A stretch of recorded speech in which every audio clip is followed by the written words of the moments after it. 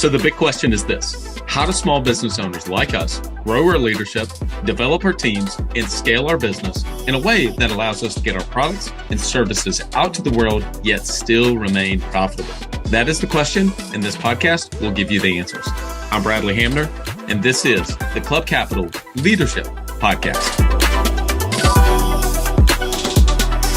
Hey, before we get into today's episode, did you know that Club Capital is the largest accounting and advisory firm for insurance agency owners in the country, providing monthly accounting, CFO services, and tax preparation? Check them out at club.capital. This podcast is brought to you by Autopilot Recruiting. Join over 1,200 State Farm agents in putting your recruiting on autopilot. Any successful insurance agent will tell you how important team is. Finding those rock star team members doesn't happen when left to chance. It happens through consistent recruiting. You never know when you're going to lose a team member, and the key to an incredible team is constantly searching for the best talent. Autopilot Recruiting is a continuous recruiting service where you'll be assigned a recruiter that has been trained to recruit on your behalf every business day. This recruiter will take over and revamp your career plug, send out assessments, do pre-screen phone interviews, and schedule your in-office interviews. All you need to do is to show up and give a thumbs up or a thumbs down. This ongoing service is extremely affordable and a no-brainer for taking your insurance agency to the next level. Listeners of the Club Capital Leadership Podcast, go to autopilotrecruiting.com and use the code CLUBCAPITAL to get started. Again, autopilotrecruiting.com and use the code CLUBCAPITAL to get started. Welcome to another episode of the Club Capital Leadership Podcast. My name is Bradley Hamner, your host. So today we're going to flip the tables. Micah is on here, and he's actually going to interview me, and we're going to do a little bit of a debrief. We had Micah and David on just a few weeks ago, and we started talking about a little bit of the history of Club Capital, but we haven't actually really done much of a history of the podcast, and I'm going to share some of the things and memories over the last 3 years.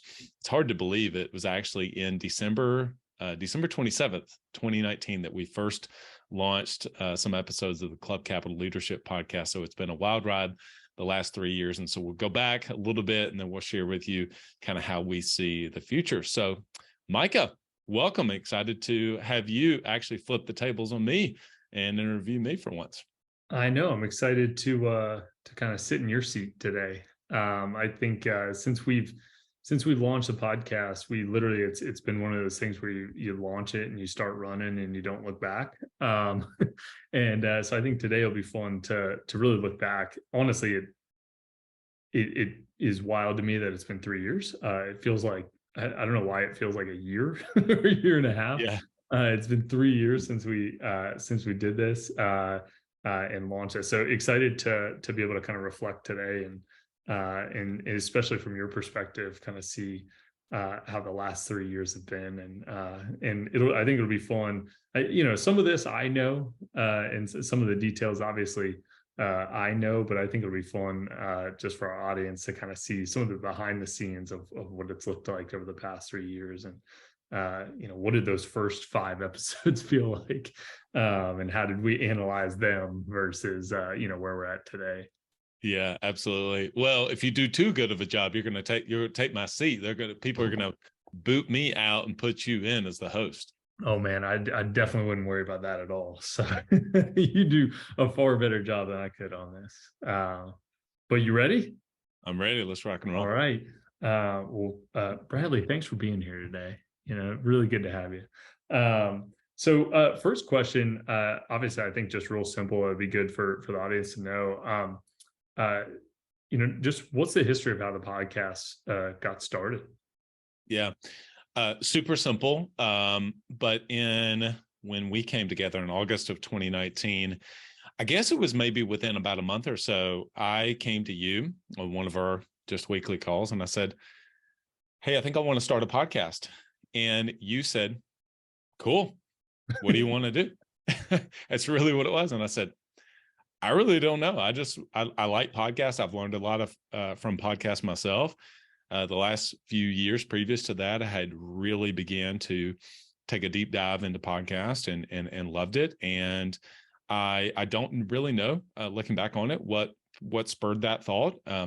Maybe my quick start kind of kicked in at that point.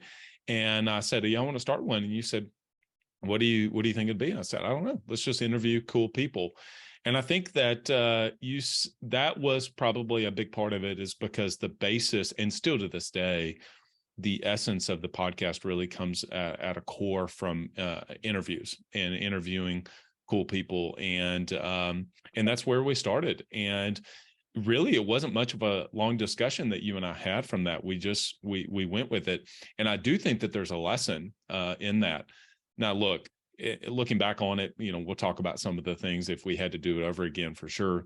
But it was a thought, and we went for it. And I think that there was a lot of things I didn't realize at the time, but I will say that there's a lesson in entrepreneurship and business, is that, we had an inspiration, and we just kind of went and ran with it. Now, at that point, I would have had no idea the people I would have been able to meet through this, the folks that we would have been able to serve through the podcast. Obviously, the downloads, the listeners, the support we've been able to get through it. I had no vision of that. As much as I talk about vision on the podcast and how much I believe in creating a 3-year vision, there's no way that I would have had that type of vision in that moment. I thought it was something, it's cool, let's do it. And we went with it. And kudos to you for saying, yeah, let's roll with it. That sounds great. And you gave me a lot of leeway to just kind of run with it at that point. Yeah, I remember that. What I will say, I think it was a quick decision. We should do this. And you do, you definitely push me sometimes, right? You have that quick start in you. And I generally say yes, but let's think about it, right? And it's like, all right, no, I already actually got it teed up, ready to go. But what I would say, I remember thinking, back to the beginning of it, and we both shared in the vision, I think, of ideas. Ideas are great, but execution, is really what you need to focus on. And there's a lot of podcasts out there, right? Mm-hmm. And so I thought, yes, we should do this, but let's make sure we really do it. Yeah. Let's not, hey, if we've got an idea, is this an idea for 10 podcasts, or is this an idea for, really something that can stick around and be meaningful for the industry, absolutely, and representative of the brand. Mm-hmm. And so, I will say, I think it was a quick decision, because I think we were both on the same page there. But we definitely both had that thought, I think, from the beginning. And it luckily, we both shared that vision, over the past 3 years to get to where we are today. So, well, good. So I think one of the things I think to highlight too is, maybe what was a guest or an interview that you were the most nervous about, or maybe even just describe what some of the first interviews were like too, right? Because there may be a difference there. 2-part question. What was it like on the first couple of podcasts, as well as, was there a specific guest that you've been the most nervous to interview? The first few episodes were a disaster. They were a disaster. I had no idea how you actually interview, let alone set up a podcast. And so I was doing some research, and my assistant at the time, I was like, I think you do it on GarageBand. Literally the first couple were recorded on GarageBand. The one that I did with you and Chris in the Club Capital headquarters, I think it was episode 1, that was actually recorded on GarageBand.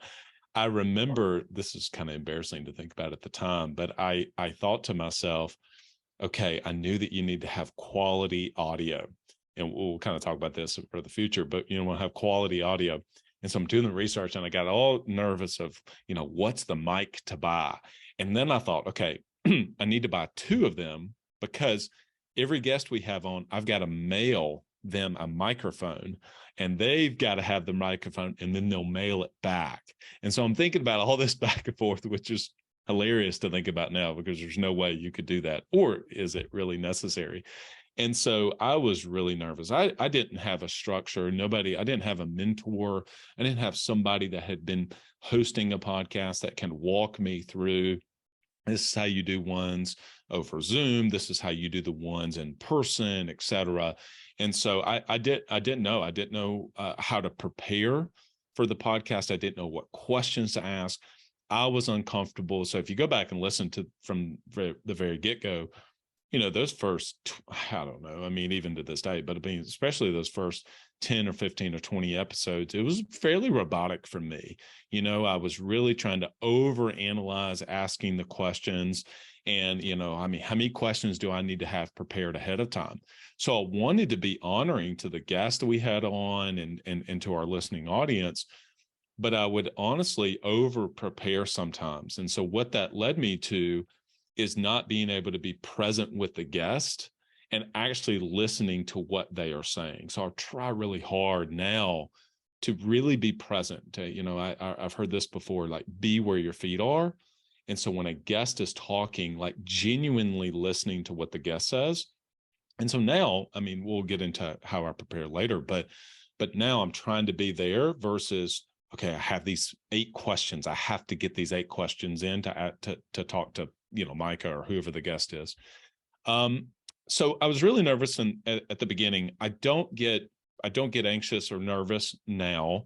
But there was one guest for sure that I was very nervous about. And I was very surprised that we were able to get him on the podcast.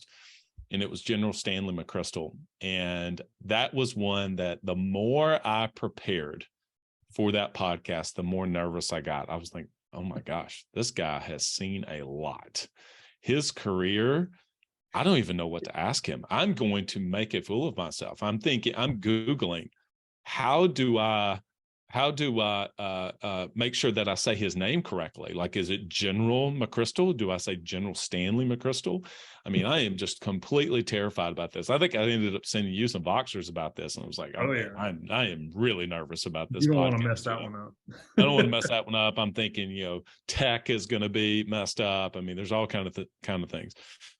He could not have been more gracious. I mean, you listen to the episode, he was great. We were able to, he had just come out with a book, Risk.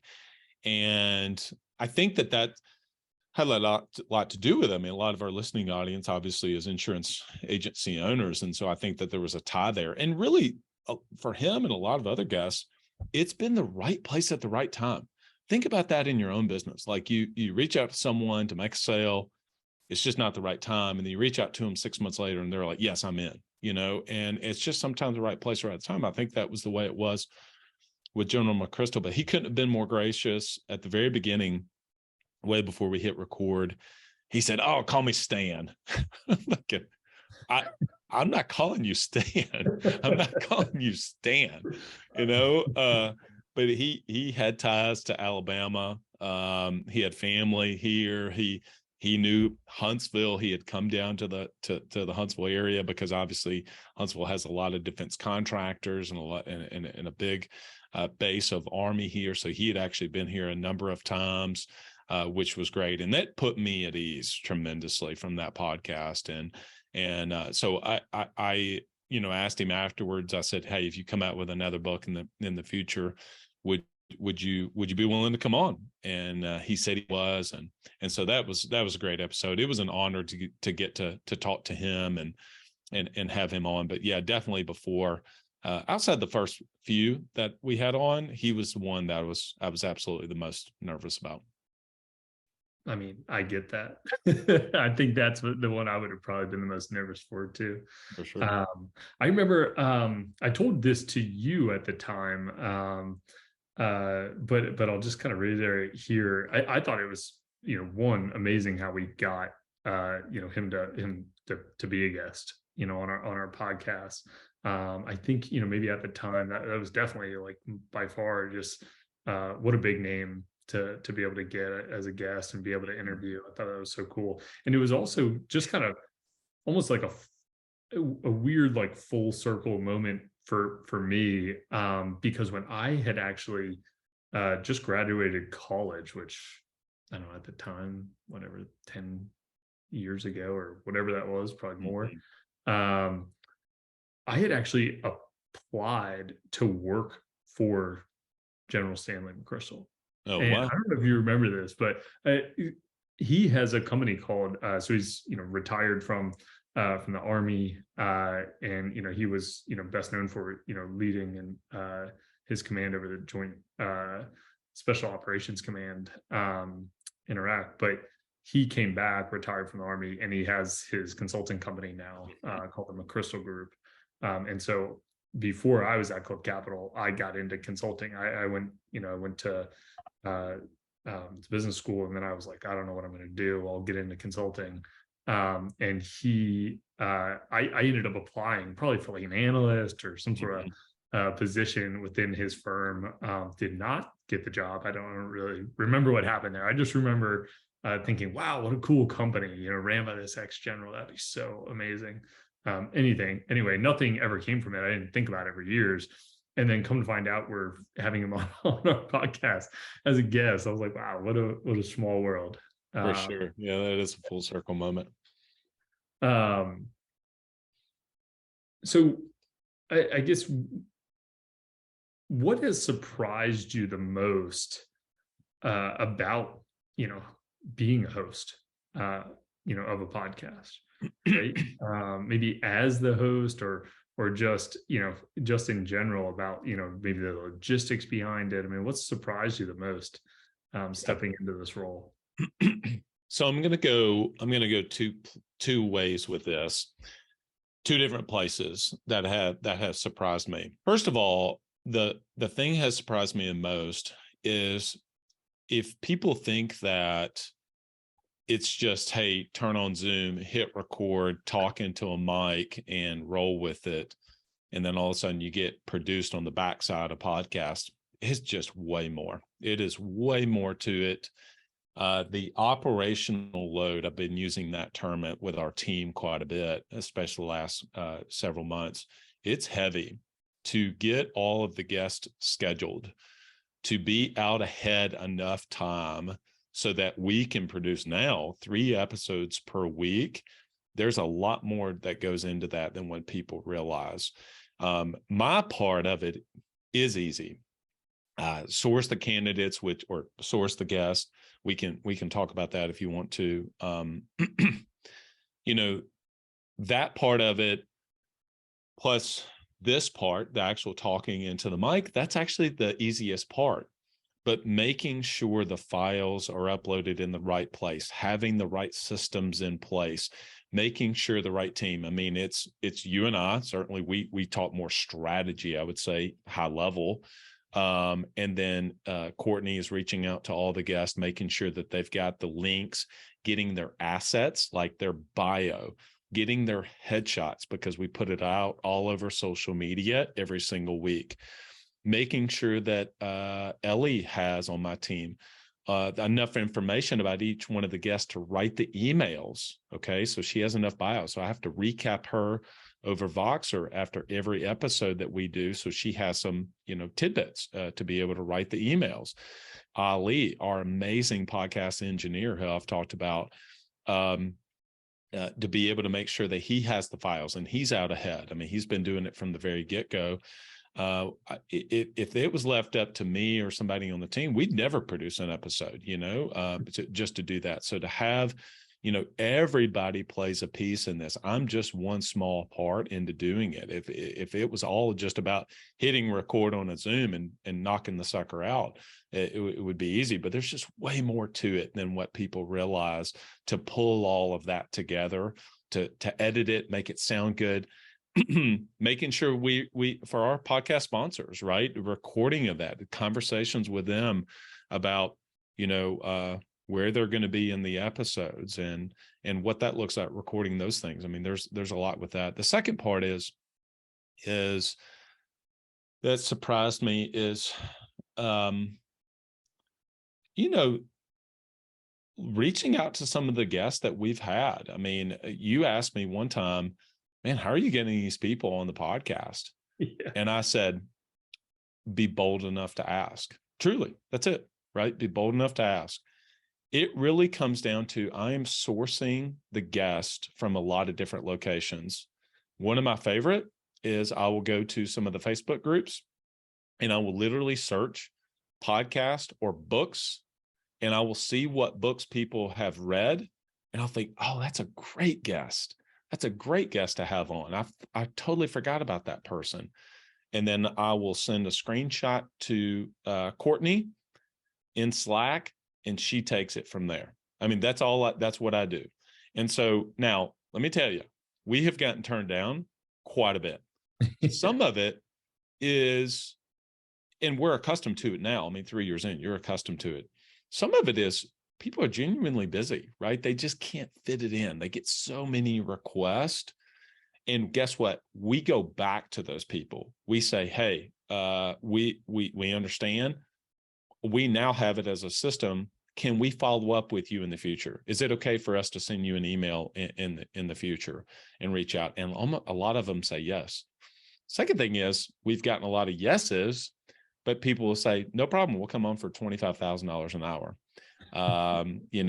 Ryan Holiday, Robert Green. I mean, we've reached out to some pretty big names.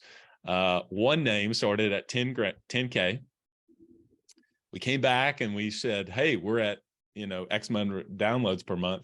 They dropped it down to 5K, and now they're down to 2,500. So I'm like, we're going to reach out to them in a little bit whenever we get, to 10,000 downloads a month, and we'll come back to them. They'll come on for free, so that's what I hope for. So we haven't paid a guest to come on, and understand it. Kudos to these people to be able to charge 10,000, 15,000, 25,000. And so I won't say who those guests are that have requested that, but there's some big names out there. If you can think about who they are, we have reached out to them.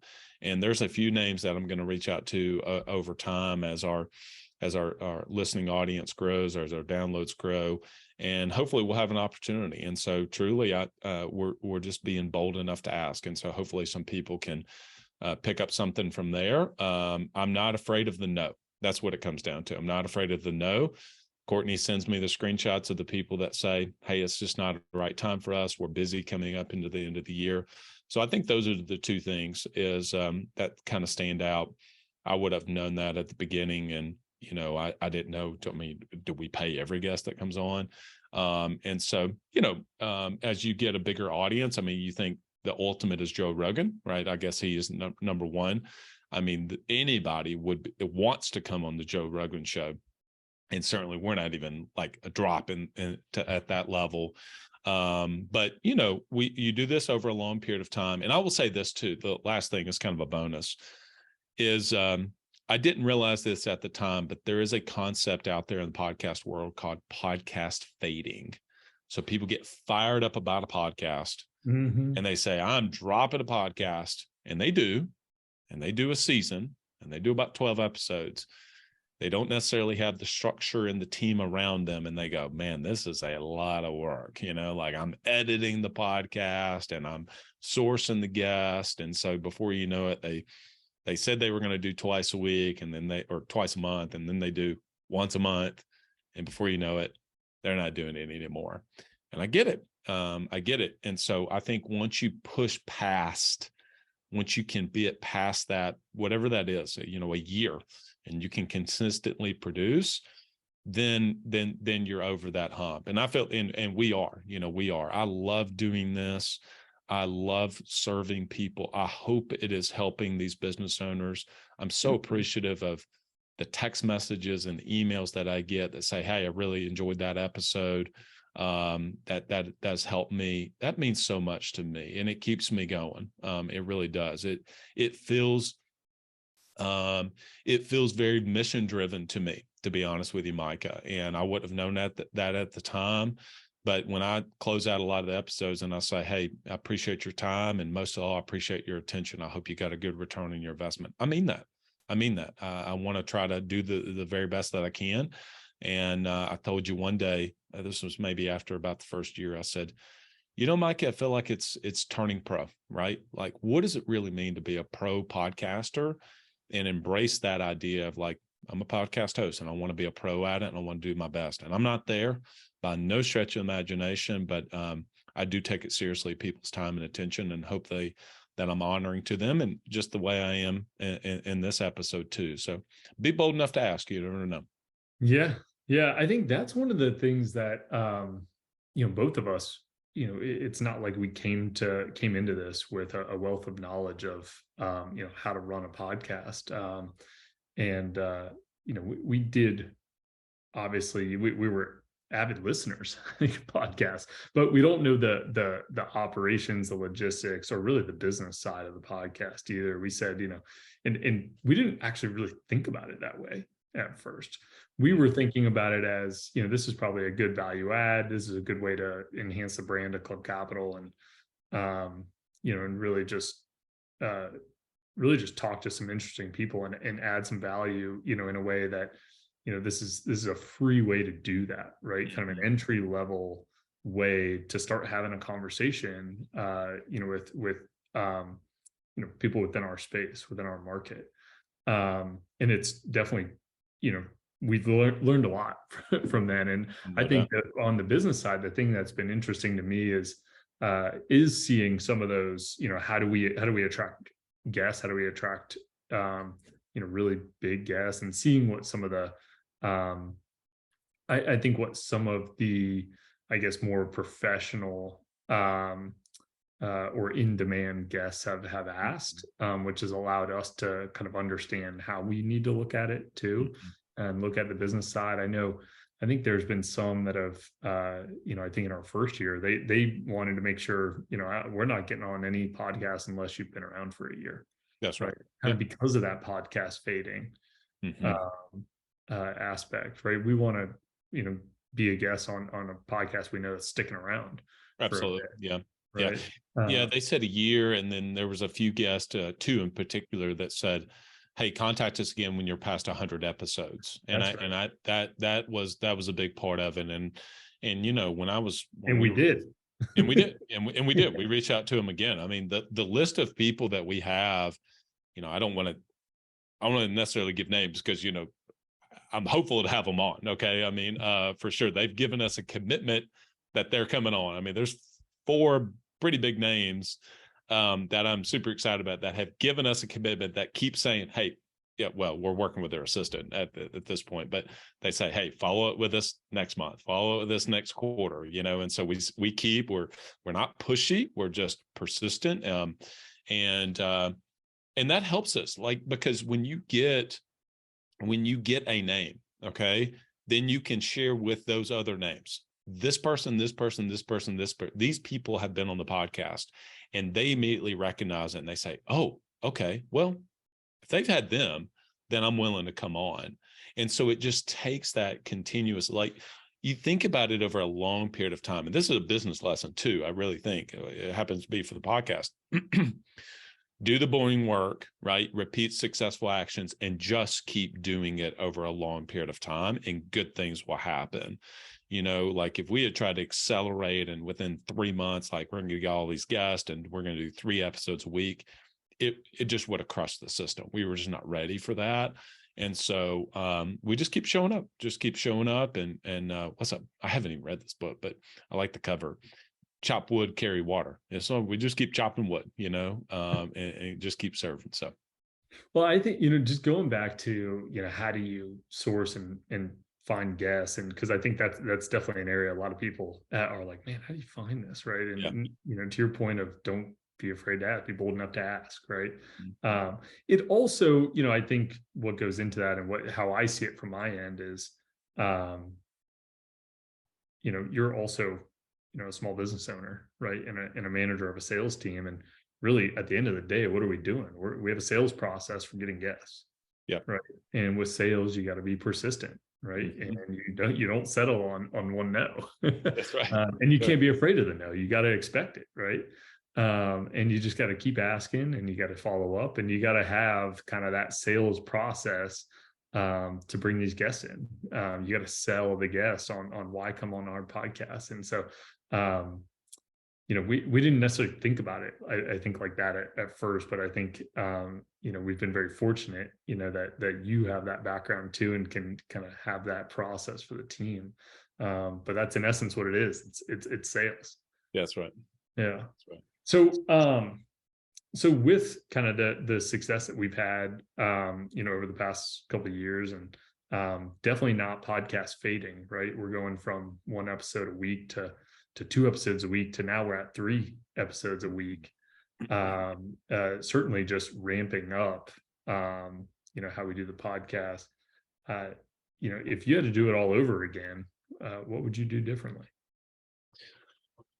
Well, I've given this some thought because I knew you were going to ask me this. I don't like to necessarily live with regrets, and I don't know if there's any regrets, but I will say there's a few things that I think that were very timely and helped us along the way. I mean, when we first launched it, we were 2 episodes a month, and then we moved to 1 episode a week. Okay. And that was a big move. That was a big move to do that. I think at the time we had been 6 months into it or so.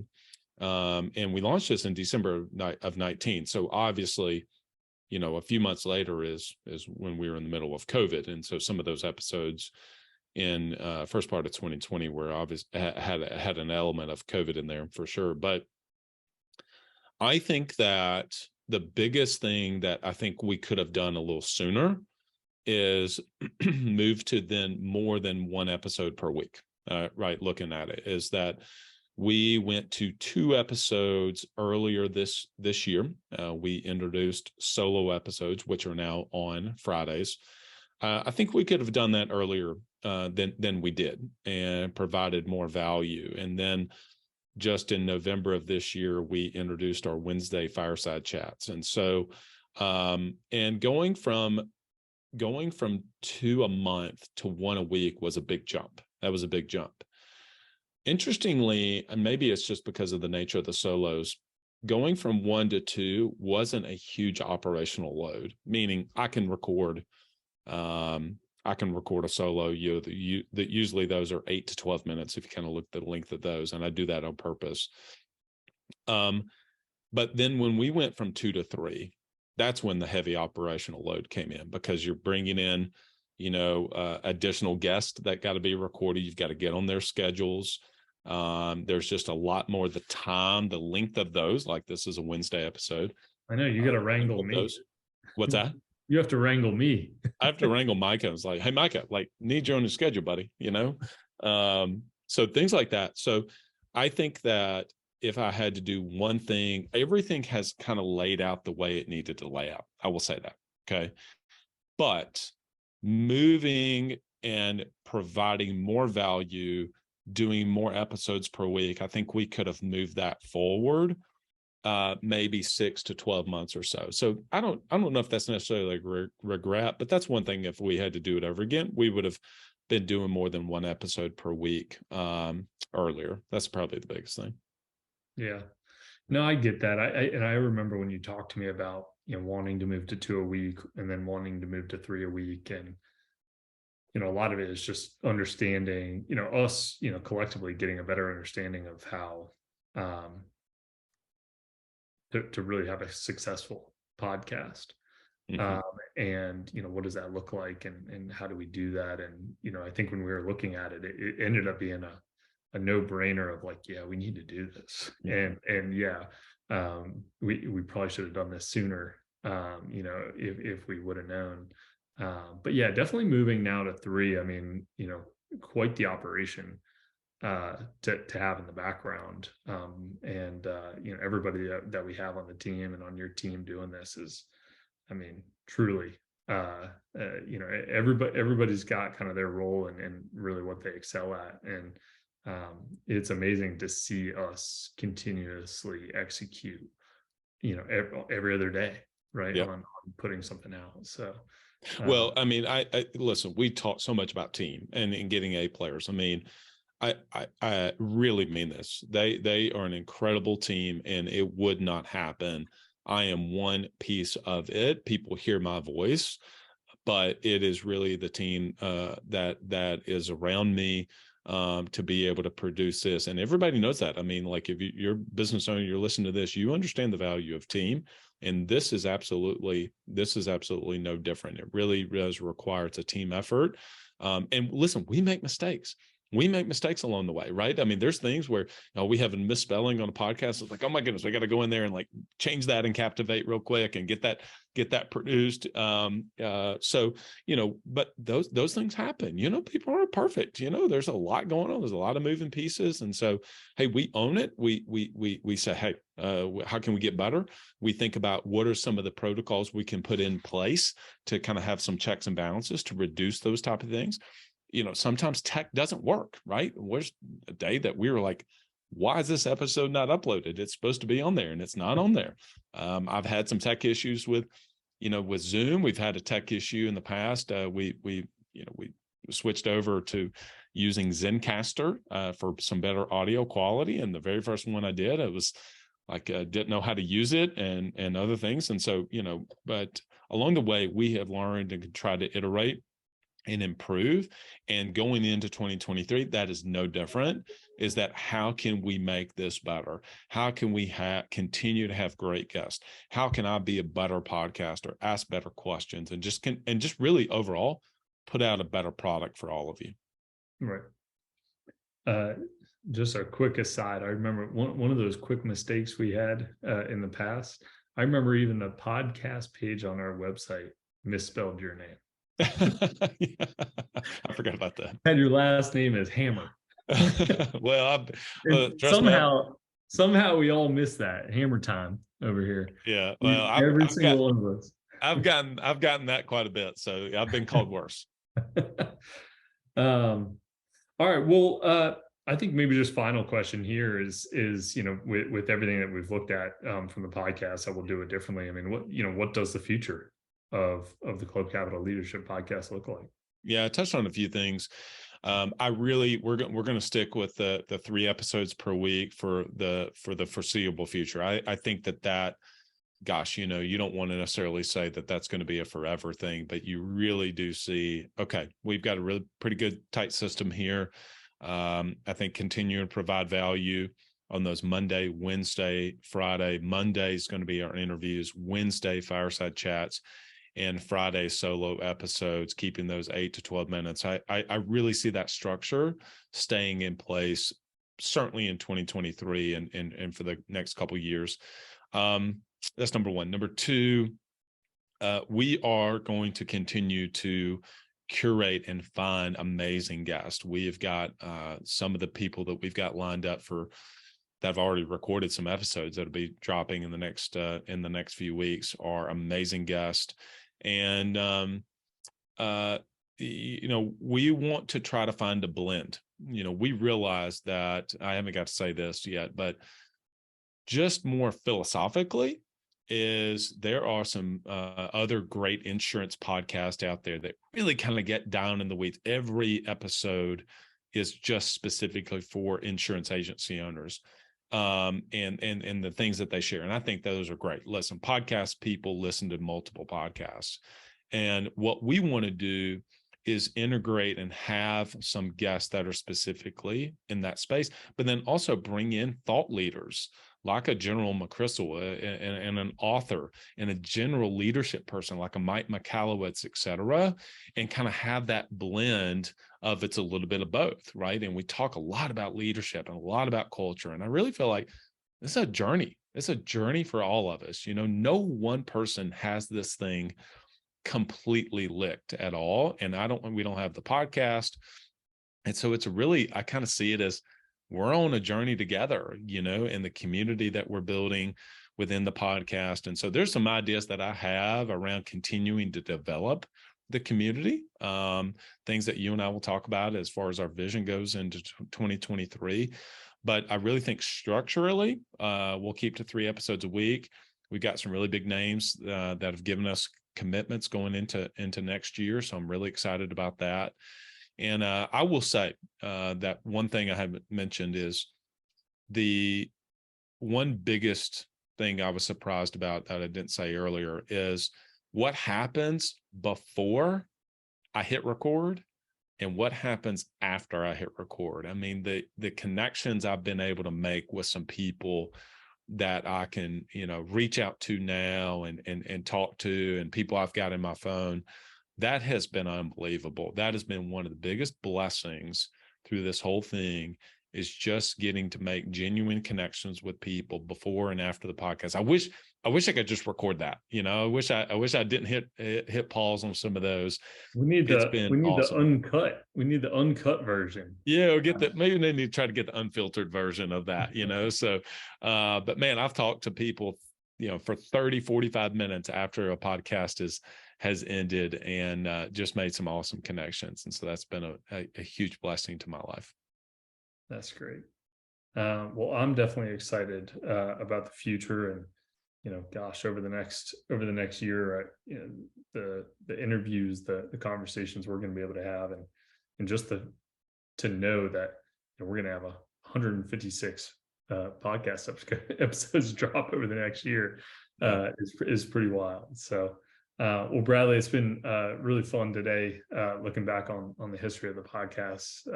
Thanks for taking the time to do this and reflect and let someone else ask the questions for once. Yeah, well, you did awesome. You did awesome. I think if something happens, I'm gonna let you step in and take it over. Okay, Micah, that's great. All right. Sick day episode. All right, there you go. That's right. A big shout out to our podcast sponsors. Obviously, Club Capital couldn't do it without the team at Club Capital and my team. But big shout out to Autopilot Recruiting, Coach P Consulting. Make sure you reach out to them. And of course, directclicks.com. So thankful for their partnership, because if it wasn't for them, we wouldn't be able to pull all this off, as I've said many times throughout this episode. So go to directclicks.com. Make sure you mention with all of them, you heard about them on the Club Capital Leadership Podcast, ready to get a fantastic team in place for 2023, and you want to develop them. Go to autopilotrecruiting.com. Use the code Club Capital to get started, and then let David know at Coach P Consulting you heard about him. He'll give you your entire first month off. All right, everyone. Well, I hope that this has served all of you today, and you got to kind of go back through a little bit of memory lane with us of the podcast, maybe gave you a little bit of insight into some things that we've just not been able to share before. And hopefully some of the lessons and that we've learned along the way how we've tied it back to just general business as well. And hopefully you've seen a journey. I can't thank you all enough for making 2022 such an amazing year. And we really mean it when we say we want to continue to do everything we can to serve you, serve your teams, and serve your businesses, to continue to help you to be able to grow in your journey. And so it means a tremendous amount to us as you've continued to listen on a weekly basis and share the podcast with just one other person. That means everything to us. And so, all right, everyone, hope you have a great 2023. Thanks for everything you do. We're going to continue to try to do our best to serve you in every way we can moving into next year. All right, everyone, till next episode, lead well. So the big question is this: how do small business owners like us grow our leadership, develop our teams, and scale our business in a way that allows us to get our products and services out to the world, yet still remain profitable? That is the question, and this podcast will give you the answers. I'm Bradley Hamner, and this is the Club Capital Leadership Podcast. Hey, before we get into today's episode, did you know that Club Capital is the largest accounting and advisory firm for insurance agency owners in the country, providing monthly accounting, CFO services, and tax preparation? Check them out at club.capital.